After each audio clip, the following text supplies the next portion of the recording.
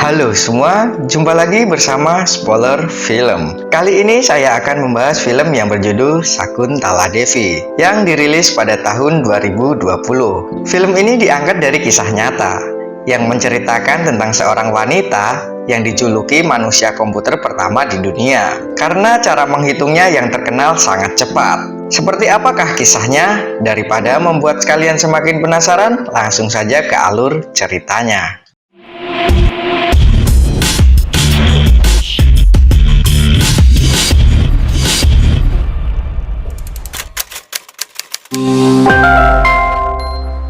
Di daerah Bangalore tahun 1934, terlihat seorang anak perempuan berumur 5 tahun bernama Sakuntala Devi sedang bermain seperti anak pada umumnya. Tidak jauh dari situ, sepupu laki-lakinya sedang belajar matematika. Sakuntala memperhatikan soal yang dikerjakan sepupunya. Tak disangka, Sakuntala dapat menjawab soal matematika itu dengan tepat. Padahal soal itu adalah soal akar pangkat 3 dari bilangan 8 digit. Sepupu laki-lakinya pun kaget. Dia lalu membawa Sakuntala pada ayah dan ibunya. Sepupunya mengatakan jika Sakuntala adalah anak yang jenius karena dia baru berumur 5 tahun. Namun sudah bisa mengerjakan soal matematika akar pangkat 3. Mengetahui hal itu, ayah Sakuntala kemudian mengajak Sakuntala untuk unjuk kebolehannya di sekolah-sekolah. Dari kegiatan tersebut, Sakuntala mendapat banyak apresiasi, dan ayah Sakuntala mendapatkan cukup banyak uang. Ketika di sekolah, Sakuntala bilang ke ayahnya jika dia ingin sekolah seperti anak pada umumnya. Namun ayah Sakuntala tidak mengizinkannya, karena dengan alasan Sakuntala sudah pintar dan tidak perlu sekolah.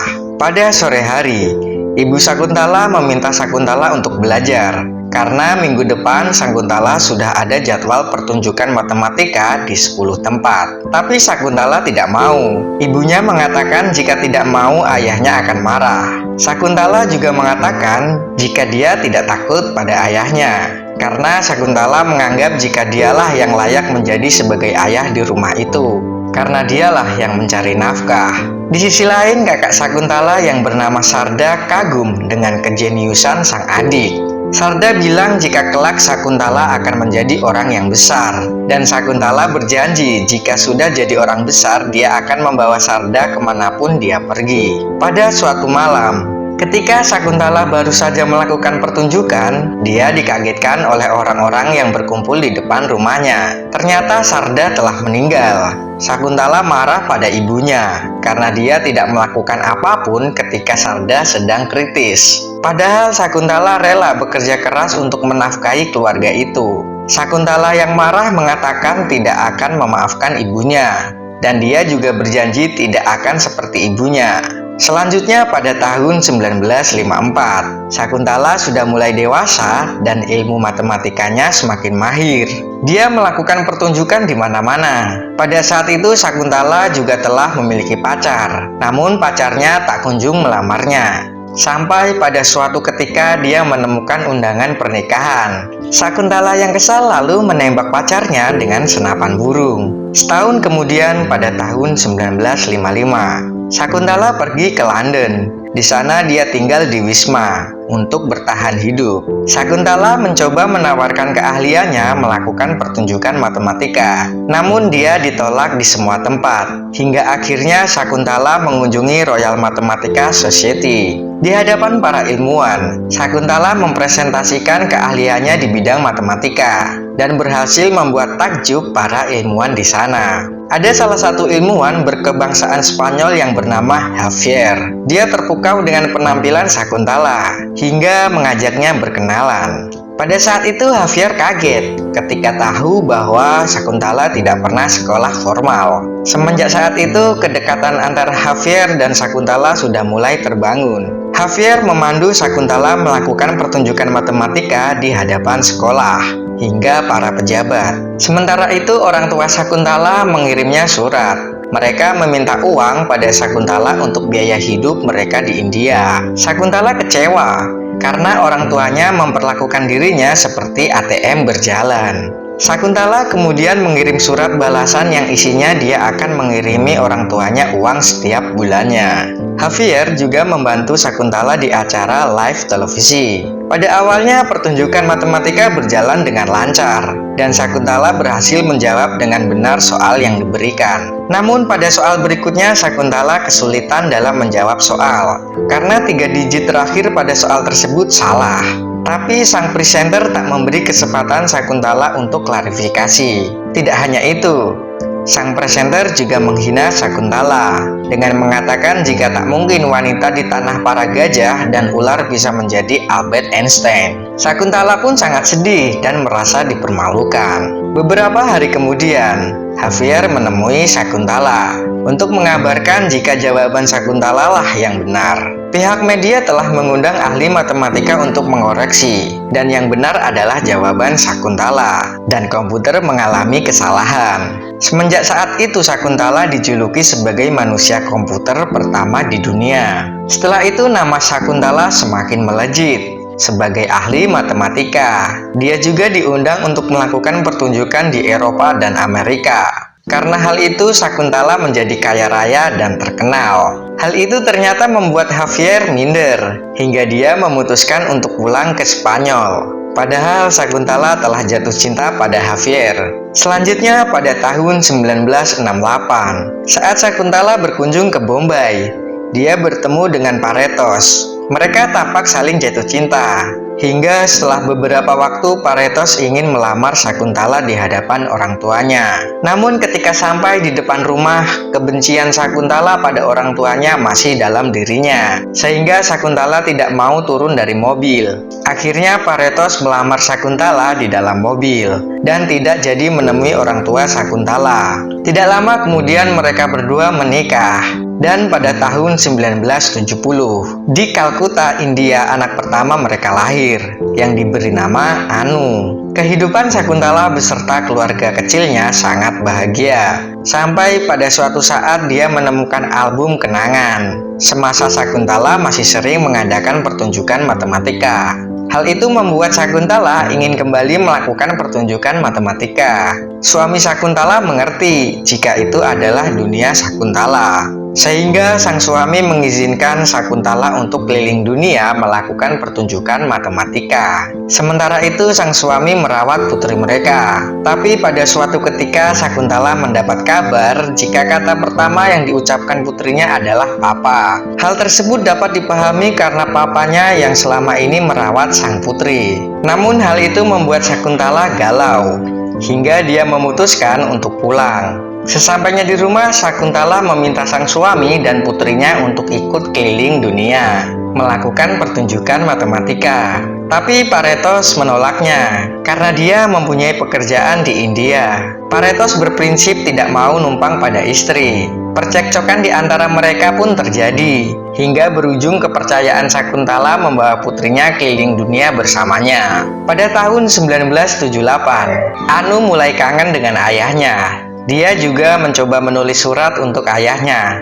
Kemudian Anu menitipkan surat itu pada ibunya. Beberapa waktu berlalu, Anu semakin sering menulis surat untuk ayahnya. Bahkan dia juga mengabarkan pada sang ayah jika ibunya juga menjadi ahli astrologi, yang menjadikannya semakin kaya. Selain itu, Anu juga ingin sekolah seperti anak-anak seusianya. Namun hal itu tidak bisa, karena dia harus mengikuti ibunya keliling dunia. Oleh karena itu, Anu hanya mengenyam pendidikan homeschooling. Sebenarnya Anu lelah, harus terus sering berpindah-pindah tempat mengikuti ibunya. Pada suatu saat, Paretos dan Sakuntala bertemu. Paretos meminta Sakuntala agar menyekolahkan Anu di sekolah formal. Tak hanya itu, Paretos juga mengancam Sakuntala akan mempersoalkan hak asuh jika Sakuntala tidak mau menyekolahkannya. Kemudian pada tahun 1986, Anu akhirnya bersekolah di sekolah formal. Namun baru beberapa bulan di sekolah, Sakuntala mengajukan izin kepada kepala sekolah untuk kembali membawa Anu pergi keliling dunia. Lalu ketika Anu dan ibunya menghadiri acara buku tentang homoseksual, Anu marah pada ibunya. Karena pada sesi wawancara, Sakuntala memfitnah suaminya sebagai seorang homoseksual. Anu sangat kecewa pada ibunya, karena dia tega melakukan hal itu. Bahkan Anu ingin pergi meninggalkan ibunya dan tinggal bersama ayahnya. Anu juga mengatakan jika dirinya ingin punya masa kanak-kanak, serta ingin menetap di suatu rumah, karena dia merasa lelah setiap hari harus pindah ke hotel yang lainnya. Setahun kemudian atau pada tahun 1987, Sakuntala memberikan Anu hadiah sebuah rumah. Sakuntala juga berjanji akan meluangkan waktu untuk Anu. Tak hanya itu, Anu juga boleh mengundang sang ayah kapan saja. Anu sangat senang akan hal itu. Dia yang mewarisi kejeniusan ibunya berkreasi untuk menata rumahnya, dan kehidupan Anu berubah menjadi bahagia. Lalu Anu juga mulai belajar bisnis sendiri. Pada tahun 1997, di sebuah pesta Anu bertemu dengan Ajay Kumar yang kelak akan menjadi suaminya. Tampak tumbuh benih-benih cinta di antara mereka, sehingga mereka memutuskan untuk melakukan lamaran. Selanjutnya terjadi perdebatan antara Ajay dan Sakuntala, di mana Sakuntala menginginkan Anu untuk tetap bersamanya keliling dunia setelah menikah nanti. Namun Ajay ingin Anu tinggal bersamanya di India. Karena hal itu Anu marah pada ibunya, karena dia memiliki impian sendiri. Dan Anu tetap akan menikahi Ajay Kumar meski tidak direstui oleh Sakuntala. Lalu Sakuntala mengancam akan menarik semua properti milik Anu yang ada di London. Anu mengatakan pada ibunya, "Kamu telah memisahkan aku dengan ayahku, dan kini tidak akan kubiarkan kau memisahkan aku dengan cintaku. Dan jika kau menghancurkan bisnisku, maka aku akan membangunnya sendiri."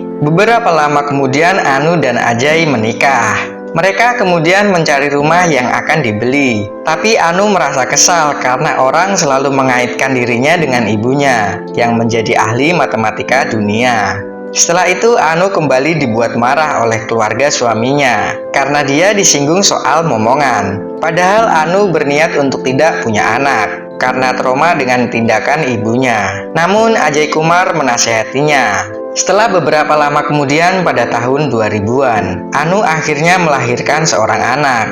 Di sisi lain, semenjak konflik antara Sakuntala dan Anu membuat Sakuntala tidak fokus. Bahkan dia sampai salah menjawab soal saat siaran langsung di televisi. Hal tersebut membuat Sakuntala sadar dia harus pulang ke rumah orang tuanya. Namun sayangnya ketika sampai di rumah, kedua orang tuanya telah meninggal. Sakuntala hanya menemukan album kenangan semasa kecil dan potongan berita koran mengenai dirinya. Sakuntala menangis melihat hal itu. Kemudian Sakuntala menelpon pengacara untuk suatu hal yang penting. Sementara itu, Anu kini telah sukses dengan bisnis propertinya. Selain itu, dia juga lebih banyak meluangkan waktu untuk anaknya. Anu sadar dia tak semestinya membenci ibunya. Anu juga mengatakan pada suaminya jika dia telah memaafkan ibunya. Tapi Ajay menerima kabar buruk, yakni seluruh aset dan properti milik Anu telah dijual oleh Sakuntala. Tidak hanya itu,